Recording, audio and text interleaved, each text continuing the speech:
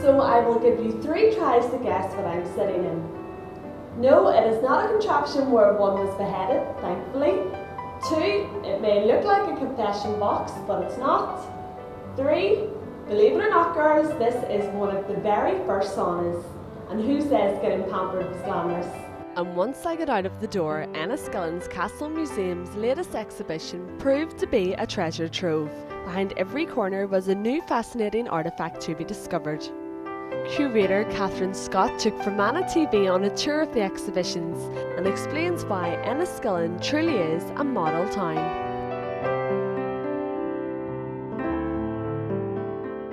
This particular exhibit is probably one of my favourites, which is probably why I was happy to spend a good hour of my life cleaning it. And it's a fan light from Wellington Place, which was demolished to allow for the bypass at the back of the town here in Enniskillen. Wellington Place was actually referred to as Eldon Place during the 1830s, but the name Wellington stuck more firmly to it. And it was 2 rows either side of the street of beautiful Georgian houses, probably the finest houses in the town at the time, only then superseded or surpassed by the houses in Wellington Place in the 1840s. One of the things, I suppose, now you look at it in a historical perspective, if somebody came to knock down the same set of buildings now, there would be uproar. But at the time, I suppose these issues weren't as current as they are now, and the houses were demolished to make way for a road and a car park.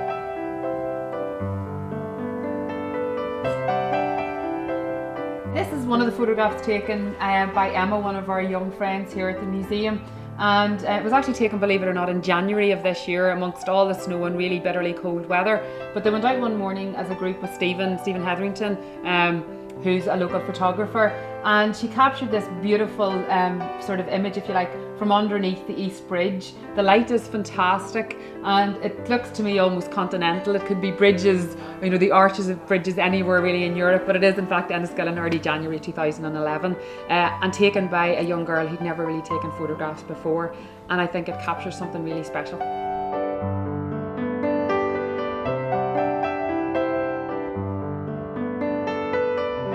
The images behind me here of the Fort Hill, of the bandstand in Fort Hill, are actually they're sort of a compare and contrast, if you like, of what it was like then and what it's like now. The bandstand was built actually as a sort of a memorial to commemorate Thomas Plunkett, who was the chairman of the town commissioners and responsible for laying out the Fort Hill. And it has survived. It's wonderful, and it's sort of, you know, as I would sort of refer to it sometimes, the time stands still. The clock doesn't work in it. I don't know how long it is since the clock worked in it, but it remains the same. The Lawrence photograph depicts it beautifully with kids playing and really sort of beautifully Victorian prams and pushchairs. It's referred to, I think, by Nixon as it's sort of like as a little slice of Brighton, possibly the finest of its type in all of Northern Ireland.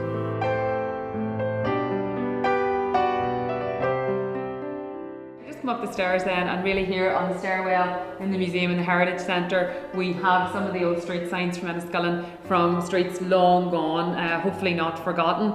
I would imagine, yes, 40 years really since any of these streets signs were actually hanging in the street where they stood, in the street of houses.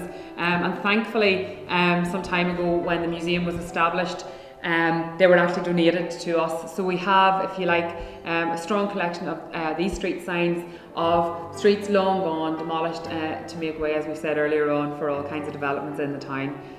So it's probably the first time that people have the chance to see them in a very long time.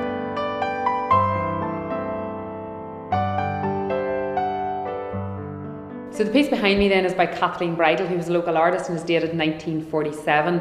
It's called A Fair Day, and obviously at that time there were huge cattle fairs in Enniskillen. The wonderful thing about this picture is obviously the movement of cattle and men about what was around the jail square area. You can see the Boer War Memorial in its original place. If you look carefully behind, you can see the Enniskillen railway station still standing, still being used, and also you can see the old county infirmary, which is now obviously the nursing home. So there's wonderful clues and tantalising wee bits and pieces which sort of give us a brief sort of glimpse, a snapshot if you like, of what Enniskillen was like during a fair day in 1947.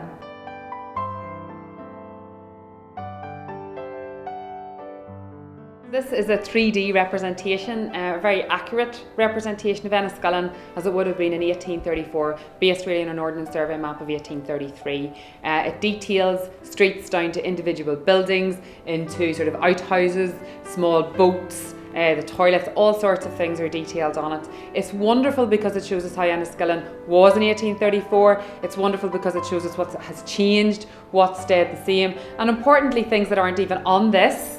For example, the railway station isn't on the map, well, because it didn't exist, and nor does it exist now. So it's wonderful sort of in terms of representing Enniskillen, giving people a chance to debate, to discuss, and to see what was there at the time. We can see clearly the streets that are gone. We can see the back streets clearly here in 1834. We can see Wellington, the beautiful houses again gone, Frith's Alley's gone, New Row's gone, so many, Paget Square, so many of the wonderful houses, communities which have been, if you like, demolished to make way for all types of development are all here obviously in 1834. It's a fantastic learning tool.